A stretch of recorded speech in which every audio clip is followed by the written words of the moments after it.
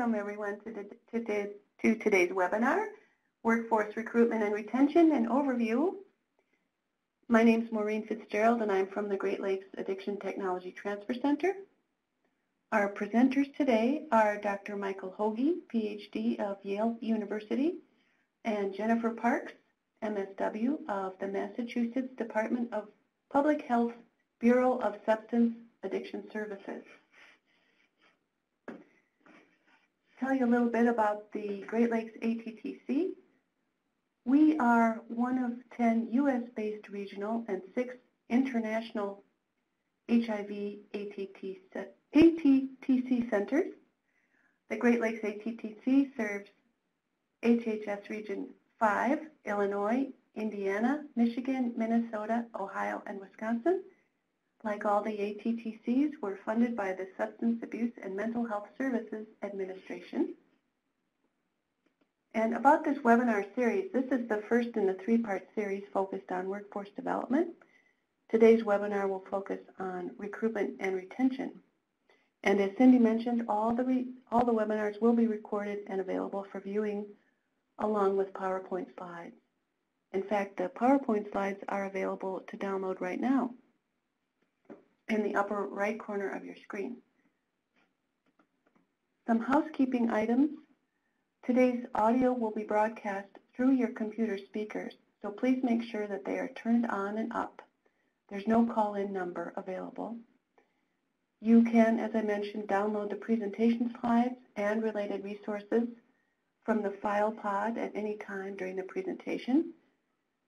To do that, you simply click on the presentation slides link and then browse to the file. You can also use the chat and questions feature throughout the webinar to ask questions or add comments and during the Q&A session after or at the end of the presentation. We'll also explain how you can obtain your CEU certificate after the Q&A. And about today's presenters, Dr. Michael Hoge, PhD, is Professor of Psychiatry at the Yale School of Medicine and a Senior Science and Policy Advisor for the Annapolis Coalition on Behavioral Health Workforce. He's a founding member of the Annapolis Coalition and was instrumental in launching a national interprofessional effort to improve the recruitment, retention, and training of individuals who provide prevention, treatment, and recovery services for persons with mental health and substance use disorders. Jen Parks has served as the Workforce Development and Training Coordinator for the Massachusetts Department of Public Health Bureau of Substance Addiction Services since 2006. She leads the Bureau's workforce development efforts by working with DPH staff, AdCare Educational Institute Incorporated, and other organizations to coordinate trainings, conferences, and learning communities, as well as the Careers of Substance website, to meet the needs of providers working on substance use and addictions prevention, intervention, treatment, and recovery. And now I'd like to turn the presentation over to our presenters. Good morning or good afternoon, depending on which part of the world you find yourself this morning. This is Michael Hoge, and I welcome you to the first of this 3-part series on recruitment and retention. What we are going to be doing today is I'm going to provide you with an overview of some of the key concepts and the data on recruitment and retention problems. I'm then going to turn this to Jen, who will provide you with a concrete example of real-world innovation coming from the state of Massachusetts to address some of the recruitment and retention problems in the addiction field. And in the last 15 minutes or so of the hour that we'll be with you, we'll have the opportunity to discuss some of the comments and questions that participants might make. You'll do those, and you can do those anytime over the course of the webinar by typing into the question and comments box that you should find at the bottom of your screen. I'll share with you the dates for the subsequent 2 webinars at the end, but when we meet again, we will be sharing with you a sort of comprehensive overview of some of the recruitment and retention strategies And also, we'll be talking about minority recruitment in the next webinar. In the third webinar, we will turn our attention to issues around recruitment and retention of recovery coaches and share with you some other recruitment and retention innovations. If you have signed on to the audio line, if you would mute your line or either press *6 to do that. If you don't have a mute button, that would be greatly appreciated. There's been a lot of concern over the years about recruitment and retention problems in the addiction field. And one of the things that brought this to light was a little study by McClellan, a noted researcher in this area, and some of his colleagues way back at the turn of the century. They were doing this project to look at the effectiveness of substance use treatment, and it involves going to agencies and interviewing clinical directors initially and then 16 months later. And what shocked them when they came back 16 months later is that over half of the clinical directors in the agencies were gone. And when they did a little bit further digging, they found that about half of the frontline counselors had turned over as well. And the question that they raised for the field is, how can we think about quality? How do we maintain quality when we have such turmoil in the midst of our workforce and our treatment organizations? So as we dive into this area, the concept of recruitment seems really simple at some level, the notion of finding people and keeping people. But we have these simple terms that really sort of encompass a whole bunch of complex issues. If you think just about recruitment, there are efforts and concern about recruiting people into the substance use disorders field in general. There are efforts and initiatives to try to bring people into professions that have addictions expertise or to develop that expertise within the professions. There are efforts and desires to create specific specialties within the field. So most recently, the government's been very focusing on looking at the young adult population and addiction problems given some of the violence that's happened related to schools. Something that we don't talk a lot about is the notion of recruiting people into faculty roles. We talk frequently about the challenges of finding and keeping people for jobs, whether it's sort of direct care roles, supervisors, managers, agency directors. But we have a scarcity of people who are qualified and interested in teaching the next generation of substance use disorder specialists. In a completely separate vein, there's the need to recruit people into geographically diverse locations. This is particularly critical for rural and frontier areas. The data is clear that the majority of counties in the United States do not have a single behavioral health professional. And that's because the majority of those counties, there's a very, very large number of rural counties in the United States that don't have a behavioral health professional of any type. And lastly, we think about recruiting into recruiting people who, people of color and other forms of diversity to better match the diversity of the populations that we're trying to serve.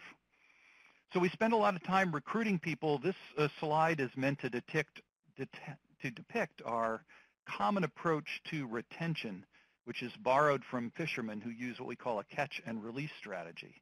We spend a lot of time trying to find people for jobs. We spend a comparably small amount of time trying to keep people in those jobs. When we think about retention, we generally think about it kind of in reverse. We don't start thinking about the field in general, but we have people in a particular job or role, and we work to try to retain them in that job or in that role.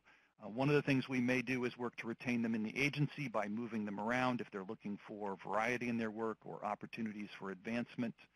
If we've used a variety of recruitment strategies such as loan repayment to bring them to an underserved geographic location, then the challenge is to try to figure out how to keep them there. And there's a lot of concern about the notion of people leaving the field altogether, not just leaving a job, but abandoning the addiction field. Although there are less systematic efforts to retain people in the field. Again, most of the retention efforts focus within particular agencies. There are other concepts that you will hear. We talk about shortages, which is just the notion that there aren't enough people in general to pull from.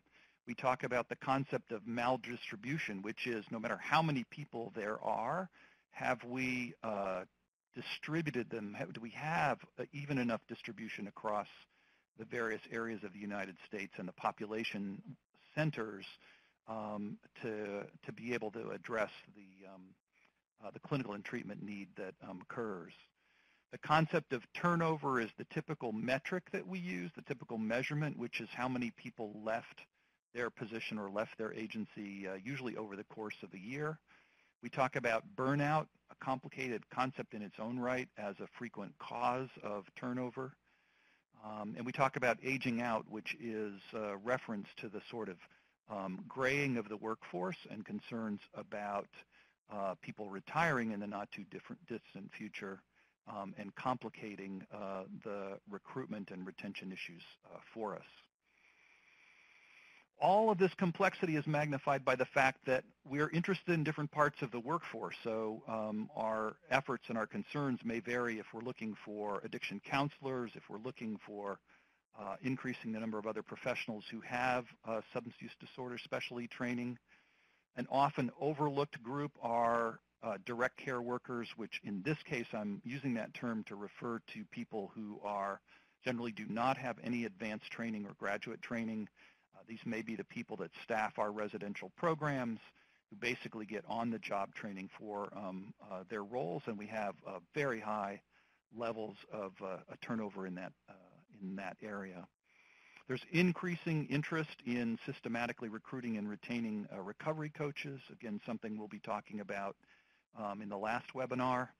And with the focus on integration, we now have more efforts and interest in trying to train all health and social service professionals to be able to detect substance use problems and to, at a minimum, provide some brief interventions. The other level of complexity is that what you're interested in terms of recruitment and retention really depends on where you sit. Your view as a federal policymaker or a state agency director is very different than if you're in an agency, managing programs within an agency or functioning as a supervisor. And I see that lots of the people on the call today come from those service agency ranks where you're not worried as much about the pool of people as you are your ability to draw from that pool and be competitive and bring people into your organization and keep them there. So what's the lesson from all of this? The lesson is that when we say we're interested in recruitment or retention, it would be great to be precise about the questions that we're asking. What kind of recruitment are we focused on? What kinds of workers are we interested in? The challenge is that we can't expect really clear direction from the data about what to do in all of these situations because the data is highly variable in terms of its quality and its precision. Mostly what we have to rely on are survey data, qualitative data. There's a very limited sort of hard evidence base about the effectiveness of different workforce approaches. And unfortunately, there's often a 10-year lag between the time that data becomes available and it gets published and disseminated, and we have it to draw on to sort of shape our own efforts on this issue.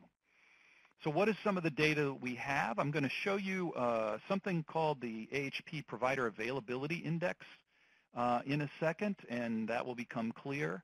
There's a whole stream of ATTC surveys and reports on workforce. The most recent is the National Workforce Report, which just came out last year, and it's easy to Google and download any of these reports. They're publicly available, and I think we have a couple links on our website here. But the Vital Signs report, which was released in 2012, is the richest in terms of actual concrete data and answers a lot of questions for us. And I'll be sharing with you a fair amount of the conclusions from the Vital Signs report in a few minutes.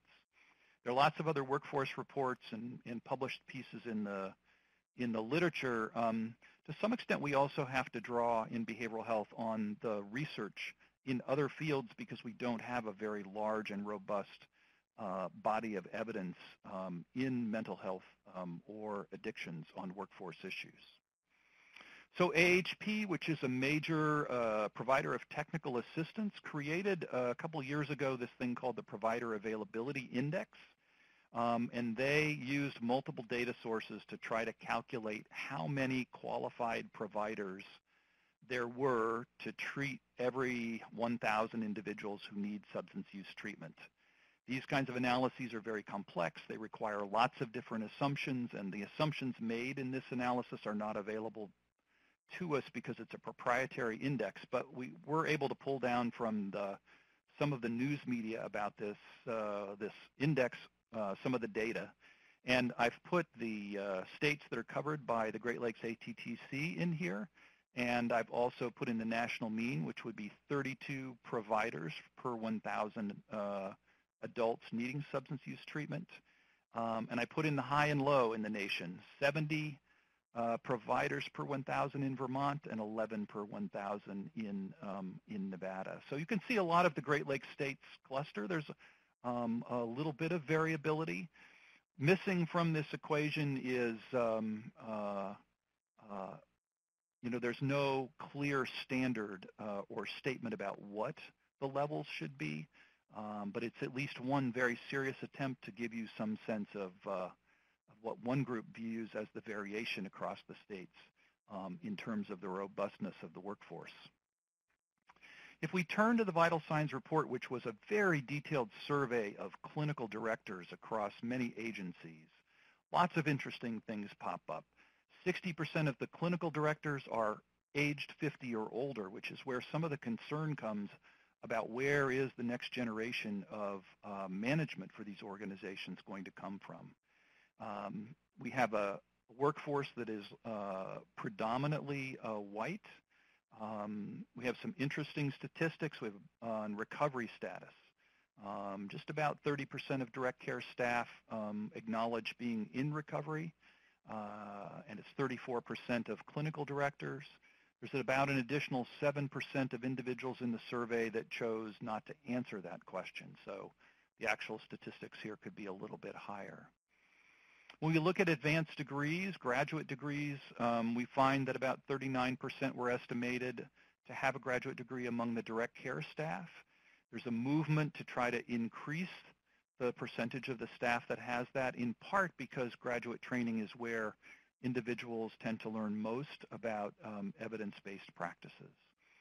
And I think the absence of degrees amongst the majority of master's degrees or above amongst the majority of direct care workforce also plays out in some of the licensure and certification levels as well, where you see we've got just a little over half in the Vital Signs data of direct care staff reporting that they had either licensure or certification.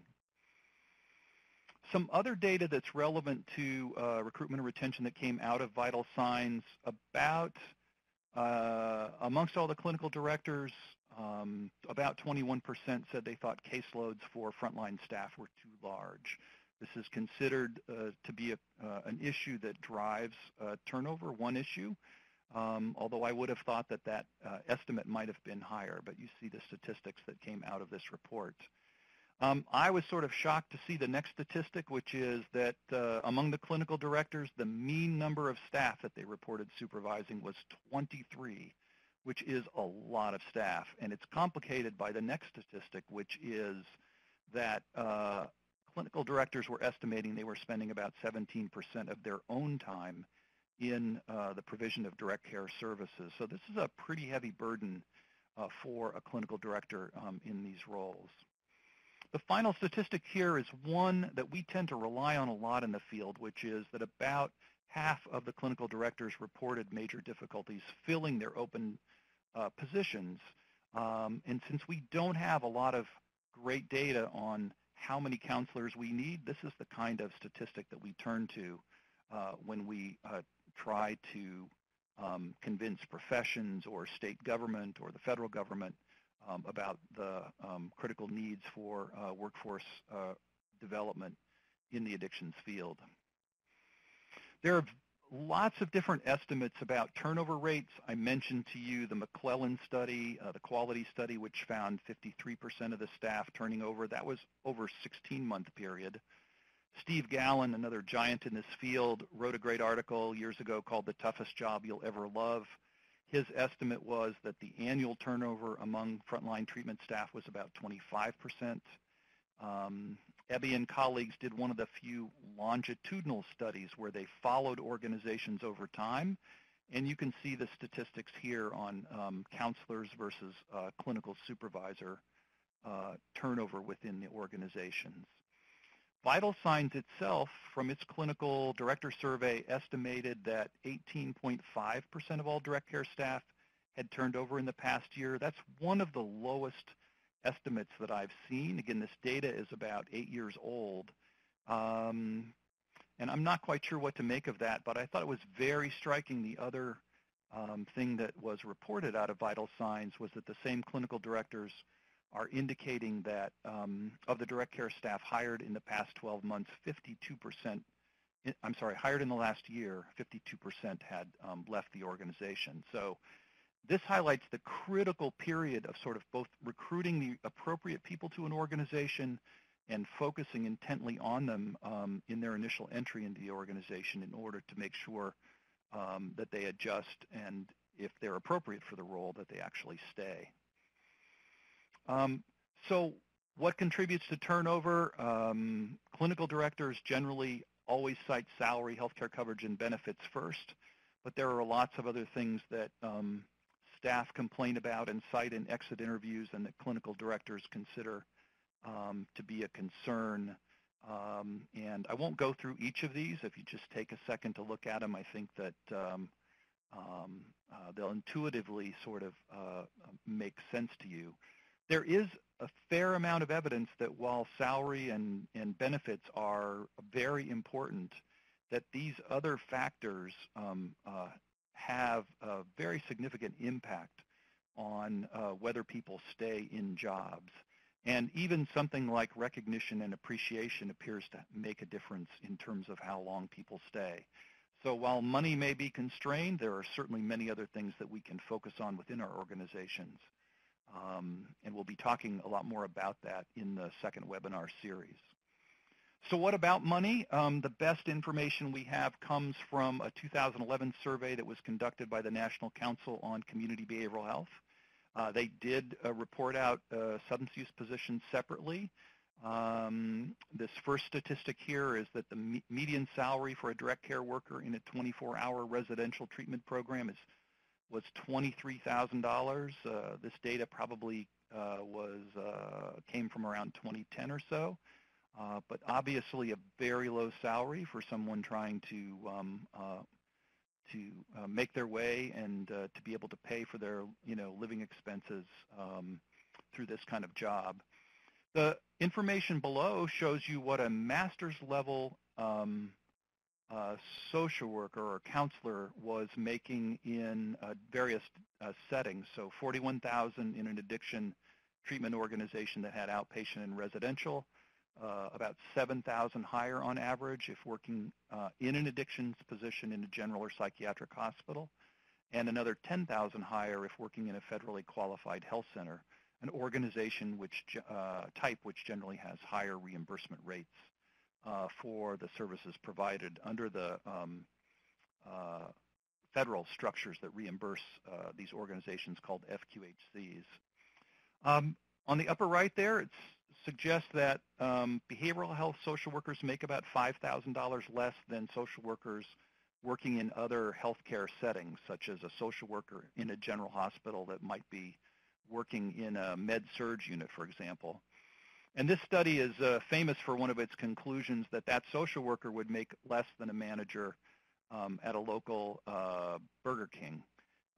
And that manager likely does not have a master's degree or did not have to go through the 2,000 hours of required supervised experience to become licensed or certified.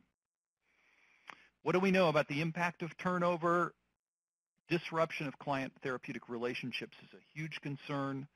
disruption in the delivery of care altogether, the ability to provide enough care if positions remain vacant for a while. You find many different estimates of the cost and administrative burden of finding a new employee and orienting them, and those estimates range anywhere from like $3,000 per employee to $10,000 or $15,000 per employee. Studies have clearly demonstrated in addictions that employee turnover decreases the rate of evidence-based practice implementation and decreases the fidelity with which evidence-based practices are being delivered in addiction treatment organizations. There was a small finding that in some situations, a small amount of turnover may actually help make adoption of evidence-based practices easier. The notion here is that if you're bringing in new people, they may be more amenable to more contemporary evidence-based approaches and not as wedded to traditional approaches that they might have learned in their initial training for this field.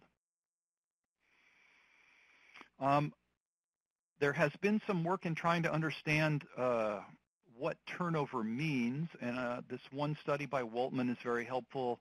They broke it down. They found that about 57% of turnover involves an employee deciding to leave an organization.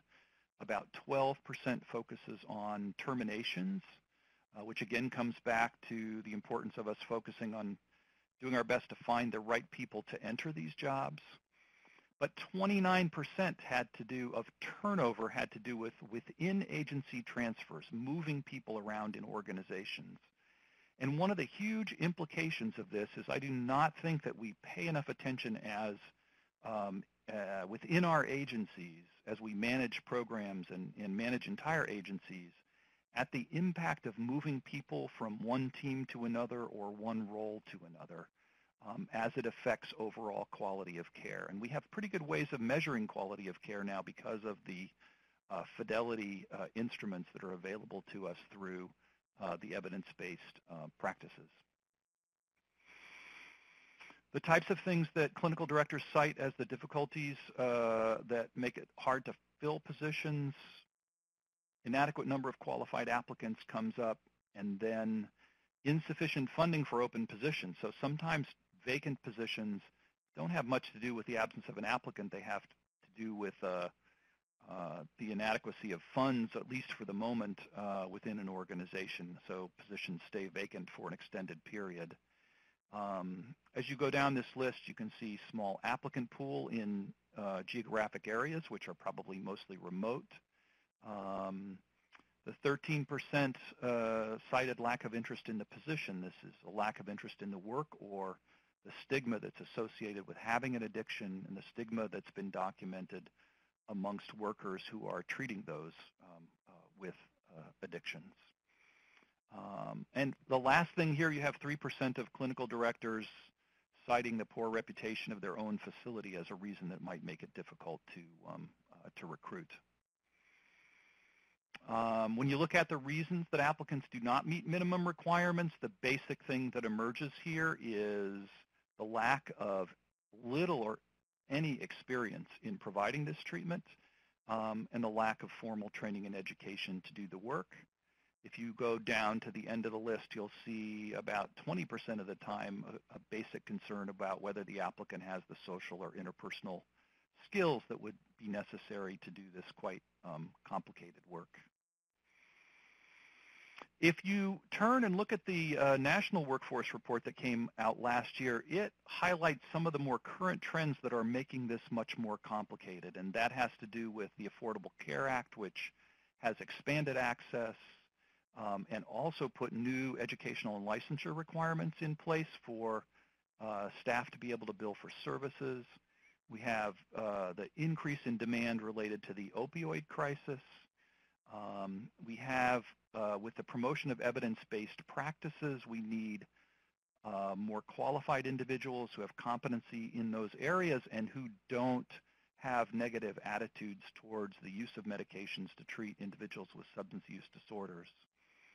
And then as we look at what's happening with the trend at integration, both integration of addictions treatment with mental health systems and with primary care systems, we have anecdotal reports that and survey reports such as this 2017 workforce report from ATTC that suggest that staff are increasingly being pulled away into other larger organizations.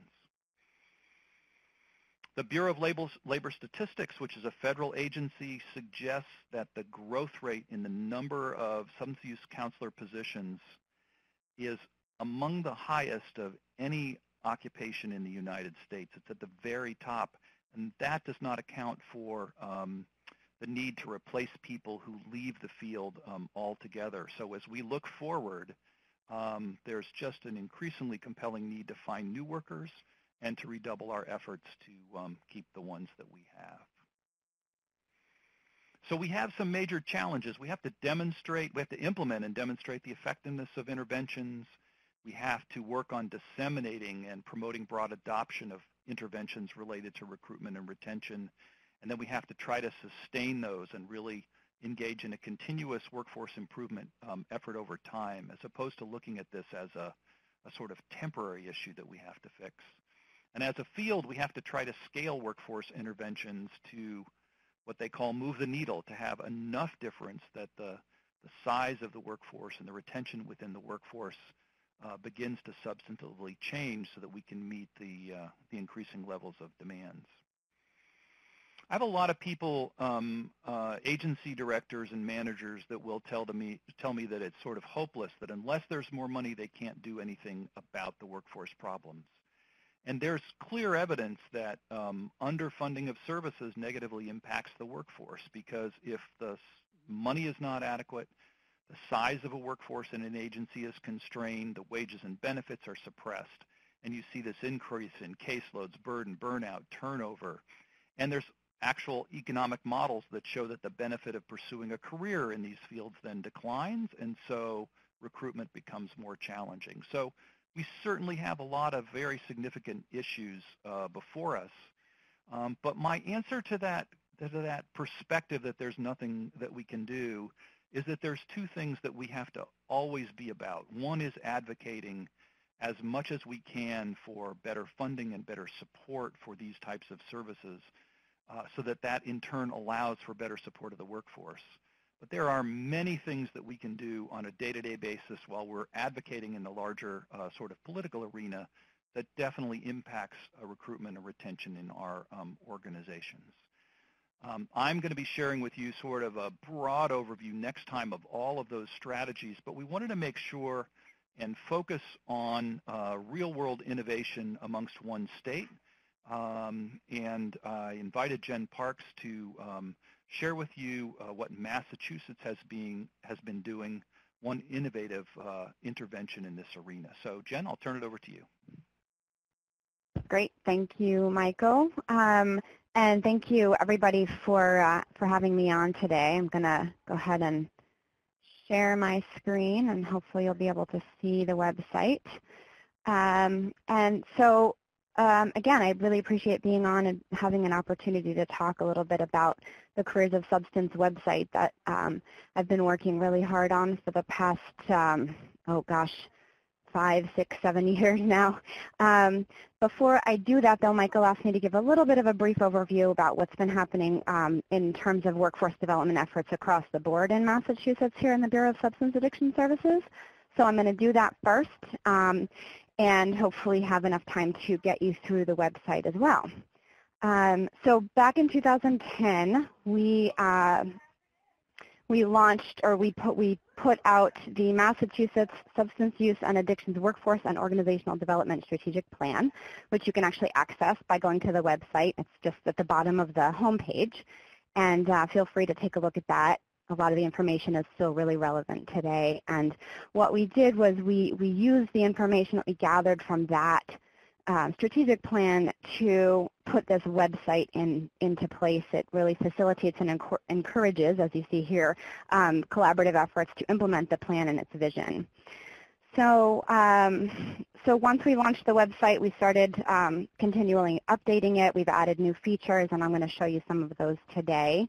But we also wanted to make sure that we were responding to other recommendations that came out of the strategic plan, one of which was to really get a better handle on our workforce. And so here in Massachusetts, in particular, the substance use and addictions workforce in Massachusetts. And so we started looking at some of the data that we collect. The Bureau collects program licensing, application, and renewal data. Every 2 years you have to renew if you're a licensed program within the state. And so we've been looking at the data that comes in terms of staffing specifically, and also working with the folks who collect that data to refine the way that the data is collected, the information, and what we're collecting. And we had our first run of comparison from a couple of years ago until the present to look at turnover rates, and in particular, but also sort of get a general feel for what the workforce looks like. What we found was, in contrast to what Michael was showing on the vital signs report, we've got a really high turnover rate here in Massachusetts. It was looking like it's about 60% amongst about 200 programs and 5,000 staff. We're going to look at that data, the new data, again shortly, because we want to see if that's accurate, if that's because we've opened a lot of programs that weren't participating in this round of applications. We'll have to see, but it's definitely high, and that number has been verified by the conversations we've been having with treatment providers. And in terms of conversations with treatment providers, we've also done some surveys and some key informant interviews to learn more about their recruitment and retention efforts and challenges. So more on that will be coming out, and we'll post our we'll post information up on the website as it becomes, as we refine it and analyze it. Also, in terms of training, well, I want to actually give a shout out because she's on the call. Debbie Strad from DMA Health Strategies has been a partner in crime for me for the past 10 years working on this project, all of the workforce-related projects, and in particular the Curves of Substance website. So Debbie's on, and she has agreed to post any comments if she wants to add anything, so we can add those to the Q&A at the end. But quickly, in terms of training here in Massachusetts, we've been sort of working on increasing the number of learning communities that we can provide, and in the past couple of years, we've done learning communities on co-occurring disorders and fetal alcohol spectrum disorders. And those learning communities use NIATEC's principles to focus on specific change efforts. And my hope for next fiscal year is to launch a staff recruitment and retention learning community, so very pertinent to what we're talking about today. We've also been, of course, doing a lot of recovery coach training, and we developed a recovery coach supervisor training. So those trainings are going on. They're very in high demand, and we're trying to provide as many as possible to help folks get the training that they need to do really good recovery coaching, and to be eligible to apply for their certification, which came out here in Massachusetts through the certification board just a year and a half ago.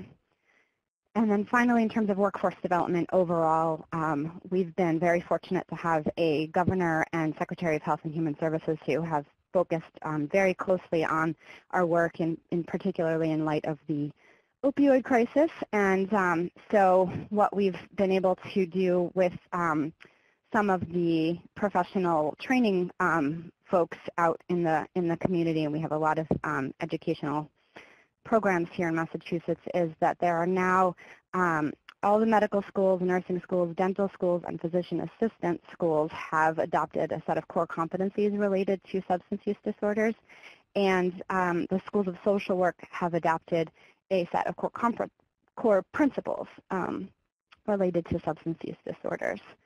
And then we're also really happy to have been able to launch a Black Addiction Counselor Education program in the past year. And that's sort of based on the Latino Addiction Counselor Education program that we've had for a number of years now. So really trying to help address the issue that Michael brought up about the fact that the great majority of our workers in the field are white and don't necessarily reflect the folks who are coming in for treatment. So I'm going to move on and start talking about the website. So this is our homepage, and as you can see, there are a number of different ways to find information here. So, and it's really focusing, it's really meant for 3 different audiences, and the audiences are individuals within the field who are already working here, who want to do either learn more or get more education, learn about training events, communicate and collaborate, and also for individuals who are not in the field but are interested in joining the field.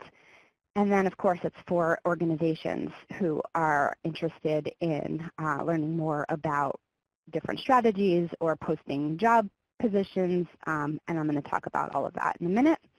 But I also want to show you that here is one way to navigate the site. If somebody kind of knows that they want to do one of these things, they can click here and go right to that page. They can also, if they're looking specifically for career information, these are the career sort of titles that we've identified as particularly pertinent to this field. And then down here is a section for news and announcements. We try to update these monthly. Upcoming events are connected to the calendar, which I'll show you, and resources. There's a whole section on resources. Part of our constant renewal and updating of the website is that our plan for this coming year is to specifically focus on updating the training resource section so that it's a little bit easier to navigate. And we're also going to do sort of an overall look and feel update since this website is now starting to feel a little bit dated. So, all right. I'm going to take you over to the career path section for a minute and just show you some examples of what people can do on the website. So if somebody's just interested in kind of figuring out, okay, what are the career paths required to be in this world of substance use and addictions, knowing kind of having an idea of what the different job titles might be. Perhaps they're interested in becoming a counselor clinician, so they're going to go to this page. And all of the pages are set up pretty similarly. So there's an activities, skills, and knowledge section, educational requirements and opportunities, licensure and certification requirements, and I'll just point here to a comparison chart that we created to help people navigate the similarities and differences between the licensure and certification that we have here in Massachusetts. And that's a PDF that you can click on. And then opportunities for advancement. So I'm buzzing through this because I want to show you all the different things, but at the bottom of all the pages in this particular Advance Your Career section is this other way of navigating the site, which is the same as over here. We want to make it as user-friendly as possible. So on the Grow Your Organization side of things, also if you hover, you can choose a section. If you click, you actually come to a landing page like this that then you can hover over each of these sections and get a little bit of a taste of what each section is about.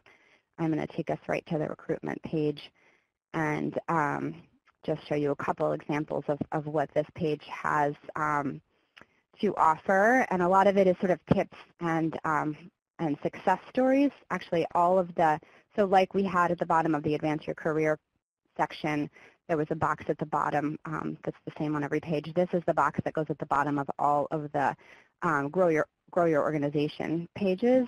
And there are success stories and examples of recruitment, retention, and other types of success stories within organizational development. So quickly, I'll just kind of click on a couple of these so that you can see if you're working on something and you want some more ideas about how other folks have done it. We've had some partners be able to just send in their success stories, and there are ways, if you're interested in learning more, we can certainly connect you with the folks who sent these success stories in. Let's see, back up to recruitment. The other thing I wanted to show you on this page is and it shows up in the retention side as well. Well, one of the success stories here is SAMHSA's Recruitment and Retention Toolkit. If you haven't checked that out, it's a really useful toolkit for just all things recruitment and retention. And then I want to show you a little bit about the job postings, because that's a huge tool that we just we launched a couple of years ago, and it's been very successful. So folks can learn a little bit about job postings right here, but if you know that you want to either post a position or look and see what positions are already posted, I have people typically go up to the bar at the top, which is at the top of every page, and click jobs, because then you can see this is the landing page for anybody really looking for jobs or looking to post jobs. If you're a job seeker, you can search job postings, post your resume, search other job boards besides this one, look for career fairs, and get some tips on how to find a job. If you're an employer, you can search resume postings, you can post an opening, you can list your job board, you can host a career fair, or you can get some tips for hiring. So really quickly, I will just show you the job postings page, which has a map of all the current positions posted across Massachusetts. You can see we go into Rhode Island, Connecticut, New Hampshire, and even a little bit into Maine, I think. And so folks in the region are all using this site. Right now we've got 169 jobs posted up here. And folks who are looking for jobs can search over here by keyword. They can look at different job settings. They can look for position types. So we've tried to make it as easy as possible to navigate. And very similarly, going back to this page, for employers who are looking to see what kind of resumes are posted, not as many resumes are posted, only 26 at this point, but they can search resumes in a very similar way to the job posting search. Back over here. So the other options on here are just the career fairs and job boards. And this is the list of job boards that we currently have. Anybody can submit a job board. These are all mostly in Massachusetts at this point. Okay. I want to go back over to retention now. And show you, this is another sort of similar to the recruitment page. There are some tips, overview, and then tips for how to do some retaining of staff. And in particular, I want to show you this because we actually, the catalyst really for our strategic planning process back in 2007 was this Annapolis Coalition report that I know Michael Hoge worked very hard on. So we have a little quote from him there, or from the Annapolis Coalition report there. And all right, so I think the next thing I want to show you, I know I'm running low on time, I'm going to show you the calendar. And so the calendar mostly is a basic sort of training calendar. This is May. These are all the trainings that are posted for May. We even have this webinar posted on here, which I was excited to see. But at the top of the page, if folks are really looking for recovery coach training, which is what a lot of people are looking for these days, they can go directly to our recovery coach training page, which gives a little bit of an overview of what the different trainings are and shows where they're located. And this is a very short list right now because we're still working on setting up our trainings for fiscal year 19, which starts in July. But this is usually a pretty long list of trainings.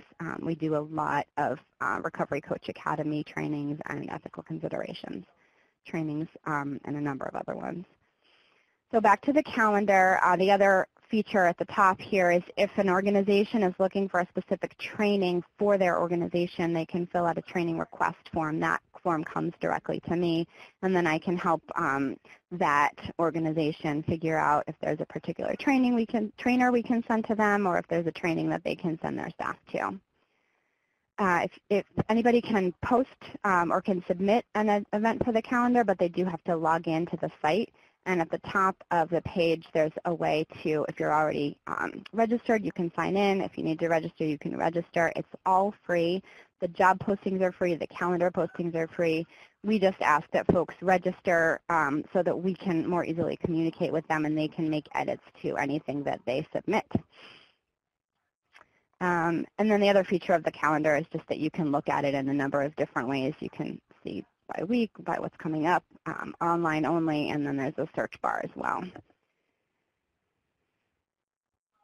And then at the bottom of the page, we have related calendars. So these are all mostly Massachusetts, but some other calendars within New England. And then I'll show you on the resources where we have sort of online trainings that are available to anybody. So here's my last piece I want to show you. This is our resources page, and it's got a list of various different ways to search for resources. This is one of the pages I mentioned we're going to be refining, in particular this training resource page, because right now the trainings are listed. So we have organizations offering trainings. They're listed alphabetically. ATTC New England is in there. And it's a long list, and it's just kind of hard to navigate. And then we also have a tab for self-paced online trainings. A lot of these are free, not all of them, but again, it's listed alphabetically, so we're going to work on refining that and making it easier to search. I think that is about all I wanted to talk about today. I'm excited to have everybody here listening and seeing the website, and I'd definitely encourage you to check it out. It's a simple URL, careersofsubstance.org. And if you have any comments after this webinar about the website and you want or questions, you can always contact me or Debbie through the Contact Us link at the top. So I think that's it for me. I'm gonna turn it back over. Let's see. That's great. Turn it back over to Michael. I appreciate it. Thank you so much. Sure. Cindy, if you would put up the poll that we started with regarding who's participating, the roles of people participating, and maybe people who have not had a chance to log in, the nature of their role could do so. Just give a sense of who's on. And Maureen, if you want to field questions or comments that you think we should touch on at this point in time, that would be great. Yes, I'd be glad to. And first I want to check and make sure, can you hear me? Yes. I'm using a different system this time around. So I want to make sure everyone in the audience can hear me okay. We got a lot of questions. Thanks, everyone. And one thing that people are interested in is the Massachusetts Careers of Substance website. What was the funding source to create the website, and what agency created it? So the Bureau of Substance Addiction Services actually funds the website, and we worked very closely in collaboration with our training provider, AdCare Educational Institute, Debbie Straw's organization, DMA Health Strategies, and an incredible web developer group called Just Magic Design. Great, thank you. And I would just add, if you look through the website and the if you pull it up full screen and take a look at it, the quality of it and design, I think, was just really superb. So finding a good web designer is often hard to do, and I'm sure that Jen would be happy to give the contact information for this particular developer should anybody be interested in trying something similar. Thank you. And I want to ask you both, Michael and Jen, do you both need to leave at the top of the hour? Or do you have time for a few questions? I could stay on for a few more minutes. Okay, yep, great. I'm good. Yep. You can stay on for a few minutes? Yes, we're good. Yep. Okay, excellent. Okay, another question that we had is, could you elaborate on how to access the AHP Provider Availability Index? Our question is from Marcia LaPlante. She says, we're experiencing tremendous shortage of counselors in Vermont. And I was struck by the statistics you shared. Yes, the statistic is is, really stands out. So the index itself is not publicly available, but if the person who is asking the question were to email me, and we'll show our email addresses here at the end, I would be happy to give you the contact information for the author of the index. That would probably be the best route to go if you wanted to ask a question of that person about that data. Thank you. We'll be sure and display your email address at the end of our presentation. And from Stephanie Boreen, do you know of anyone who is studying the workforce on a state level, in particular Nevada, which has the lowest PAI? I don't know of anyone in particular. I'm not that familiar with sort of what's happening in Nevada. One of the largest problems that we have in the workforce arena is at the state level. My experience is that there tends to be relatively little activity. There are some states. Massachusetts is doing a variety of things. I've been consulting with Alaska for a long period of time. They have one of the most robust behavioral health workforce initiatives. Nebraska has a major state-funded initiative and a university-based behavioral health workforce development center. But we did some work with NAMI years ago. They have on the mental health side, a report card, and one of the things we looked at was the status of workforce development. And the majority of states don't have a behavioral health workforce plan of any kind. But I cannot speak specifically about Nevada. I'm not quite sure if there are any sort of organized initiatives there. Thanks, Michael. We have another question about the website, and that is, how much does it require to build and maintain a website like this? It's a lot of work. I don't have the numbers on me in terms of how much it actually costs to get it started up. The upkeep is fairly minimal in terms of cost, but Debbie and I have regular meetings with the web developers to make sure, and we email back and forth all the time. So it's definitely a good chunk of time that it takes to keep it going. And actually, Debbie has several people on her staff with her that help with things like job postings that we try to keep up on the job postings, make sure that they're posted in a timely manner. They get submitted, and then we have to approve them for posting. And then there's also some work that goes into making sure that those posts don't stay up forever. So there's a lot of back-end work that happens to keep it going. The events get posted by another person. So, we try to make it as malleable as possible, and the people that are working on the website all have access to be able to edit pages and things like that. So it's a huge group effort. But, I would say I probably spend, as part of my job, I might spend maybe 10% of my time on it over the, an average across the course of the year. Mm-hmm. Thank you. Maureen, can I just jump in? Yes. I have the Sure. contact information for the provider index. His name is Jeff Zornitsky, and the email address for the individual that was interested is jzornitsky@ahpnet.com. So jzornitsky@ahpnet.com. Okay, great. I will add that to our comments field. Great. Another question that we have, this is from George Brock from Georgia. Given the prioritization of academic over lived experience, including allocated resources such as salaries, what more do you suggest that the field do to value and promote the evidence-based practice of peer recovery support? So, I think that if you look at behavioral health workforce development, the increasing role of people in recovery in the workforce is what I would argue has been the most dramatic change over the last 15 years.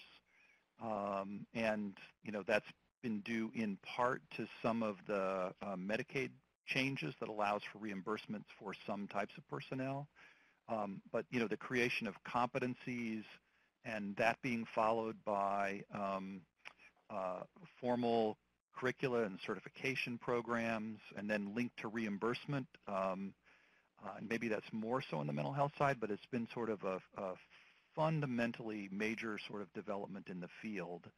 There's been work that's been done to look at the comparative effectiveness of peer support versus other types of interventions. And so more of that work would be really helpful. What we're finding on the workforce development side is that some of the questions that are now coming up are about what is the career ladder for someone who enters one of those positions, because there tend to be the sort of peer support or recovery coach positions.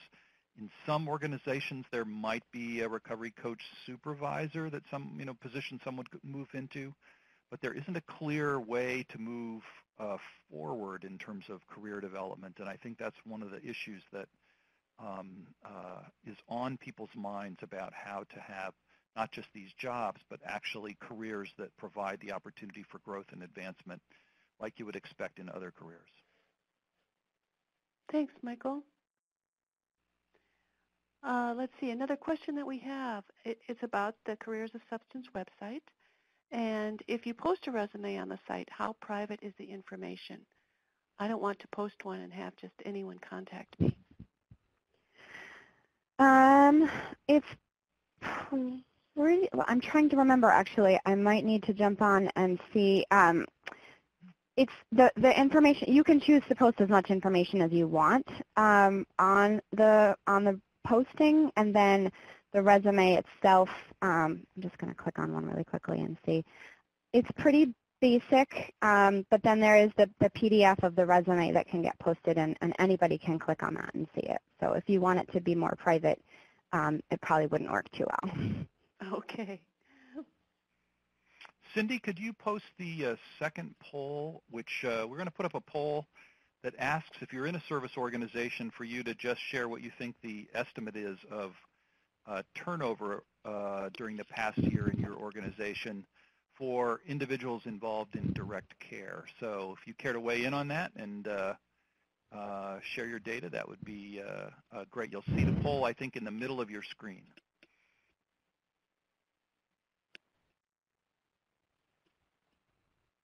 Maureen, you have another question while we let that percolate? Oh, sure. I'm watching the results come in. It's very interesting. Okay, here's a question from Sandra Jemison. On the pre-service end, do you have any suggestions for undergraduate psychology programs to focus in this area, focus interest in this area? Focus interest on working in addictions? I believe so, working in the field, yep. So we'll talk a little bit next time, but there's been some research about how career interests are shaped, and one of the things that it suggests is that the earlier you start age-wise, the more effective you can be. So, in the United States, there was this whole focus on what they call STEM jobs that are in science and technology, and they found that trying to intervene at the middle school level and promote awareness and education was one of the most effective strategies. We haven't gone that far as a field, but there are a number of initiatives. I think some of them are prevalent in California to teach about behavioral health careers in high schools. And I think that's the most progressive effort to intervene early to develop interest in the field. Thank you. We have a couple more questions about the Careers of Substance website. Stephanie Boreen asks, what has been the impact of the website on the workforce shortage? Did it help increase the number of providers in the field? It's a good question. I don't know that we have an answer to that at this point. What we are able to look at is who's looking at, how many people are looking at the website, what pages are they going to.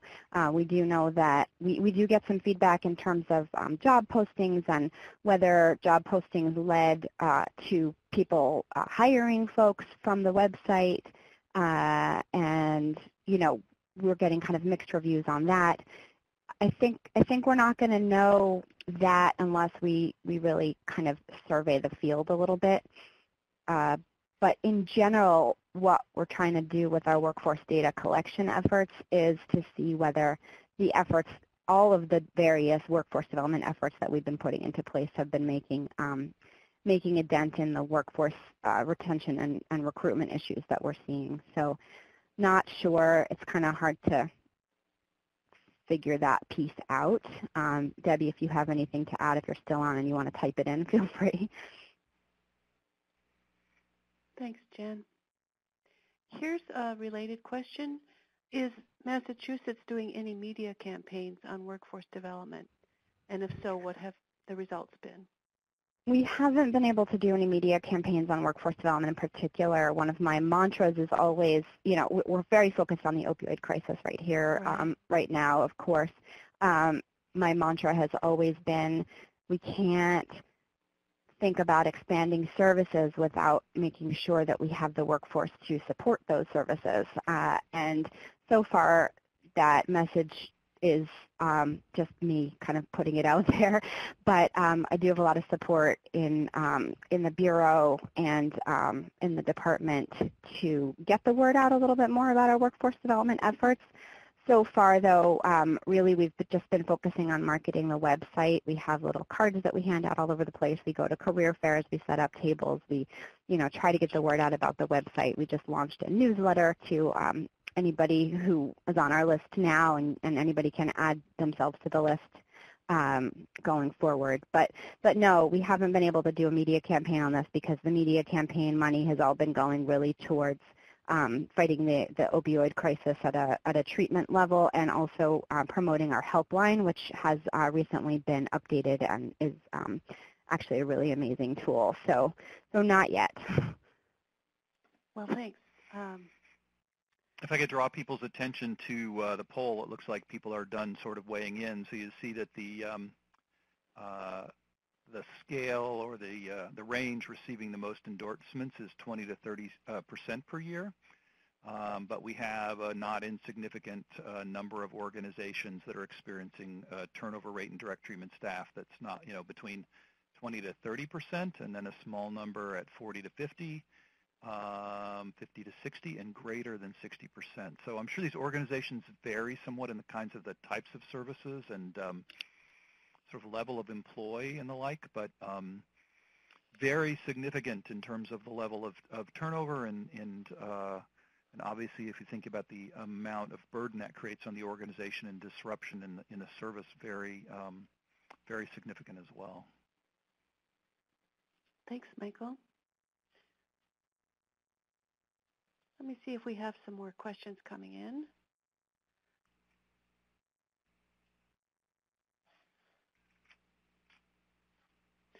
We have another question related to data. This is from George Brocht. What role can enhanced data-driven performance support or clinical supervision that focuses on systemic objectives and key results? What do these components play in recruitment and retention? I'm sorry, could you read that one more time? What role can enhanced data-driven performance support or clinical supervision that focuses on systemic objectives and key results? Can those two strategies have a role in recruitment and retention? So data-driven performance support or clinical supervision that focuses on systemic objectives.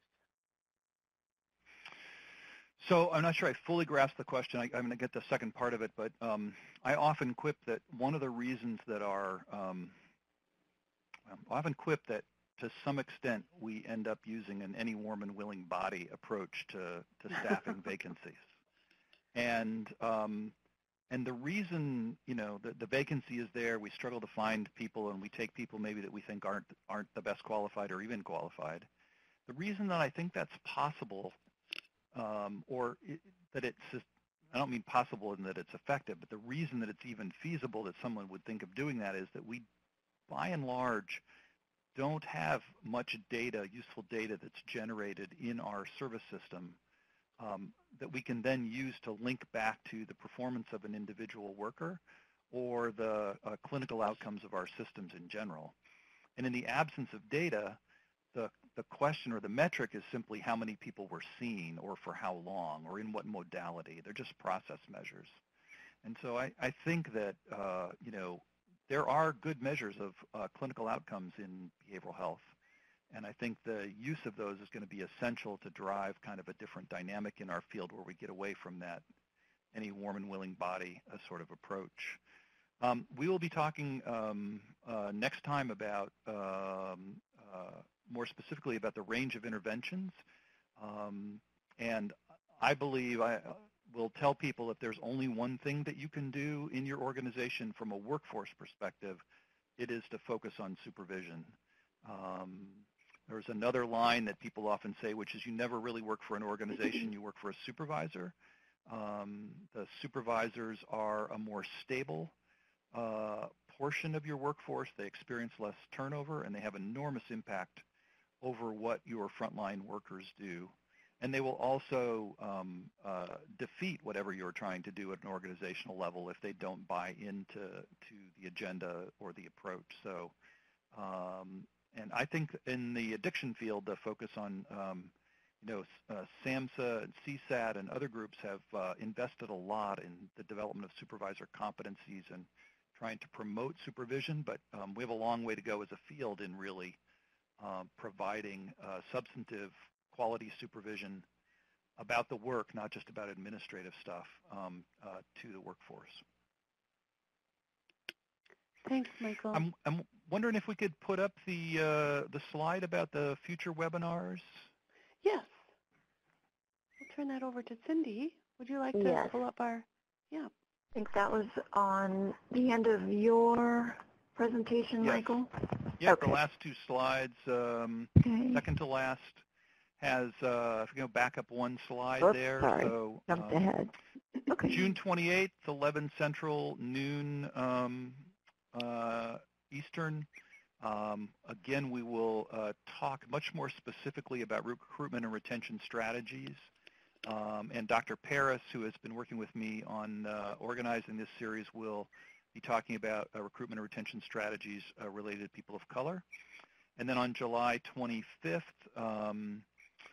there'll be some additional information on strategies, and we'll be talking a lot more about the recruitment and retention of people in recovery. Mike Flaherty, who is the former director of IRETA, one of the ATTCs based in the Pittsburgh area, will be joining us and leading that part of the presentation. So, and then on the final slide are the email addresses for Jen and for me, if we could have that final slide. And we welcome your emails. Contact us if you have any questions or need for additional information. We'll be happy to respond. Thanks and so I much, can make Michael. sure we get, I'm sorry, Maureen, I stepped on you.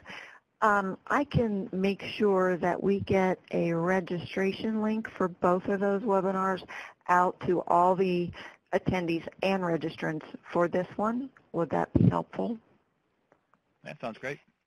Sure. Yes, we and Cindy, we can coordinate on that. Yes, absolutely. These slides from this presentation should be available to you. If you look under my ugly mug, there's a little box and it has presentation slides PDF. And then in the box below that, it says web link 6 is the link to the ATTC Vital Signs report if you're interested in downloading that. Thanks so much, Michael and Jen. You're welcome. It's been a great presentation, and we look forward to the next webinars in the series. And I can tell from the comments from our audience that they've also enjoyed it as well. Great. Well, thank you all. Thank you. Okay, everyone. What I'm going to do, this is Cindy. we actually had some more resources, and we're going to give you 15 minutes back for your afternoon. You'll still be able to get the 1.5-hour NABAC continuing education hour, and you will be sent an email within the next week on how to obtain that. Additionally, I'm going to go ahead and leave this room open for another 5 minutes. I can stop the audio, but anyone that didn't get a chance to download the slides or any of those resources there, please feel free to do so. I think you can scroll up and down on the chat pod as well to cut and copy anything that someone said that you find helpful. So feel free to hang out in the room, and we'll thank our fantastic presenters now, and thank Maureen Fitzgerald and the Great Lakes ATTC. And I think, Cindy, would you mind just reading what the related resources are?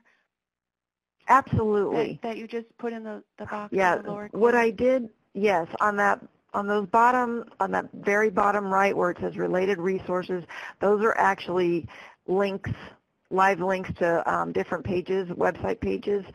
The top one goes directly to a page on the ATTC site that houses information and the later workforce report that was completed in 2017. Above that, that is in the web link 6, that's one to the more robust report that was done a little bit earlier. Additionally, we have just the basic home pages to the ATTC network website, Great Lakes portion of our website. They have a lot of resources on there. It's just fun to go in and cruise around on there. Maureen has a great resource, and it's after blog post, and I think you'll enjoy reading that. It links to. We just found out the link doesn't work, so we'll have to correct. We'll send that out. There's a great, the blog post that she did. It has best companies to work for in New York, and then another one on mobile health news. I don't know much about that one, Maureen, but maybe you can share about that. Yeah, that just came out in the news this week that there's some activity, potential legislation at the federal level to increase access to use of telehealth, specifically for substance use disorders. And addressing the opioid use epidemic.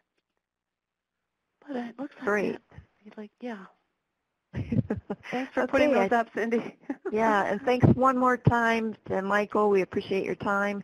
And we're going to close the audio. Feel free to stay here and get any resources you need. Thanks, everyone. Thanks, Cindy. Bye-bye. Bye, all. Bye, everybody.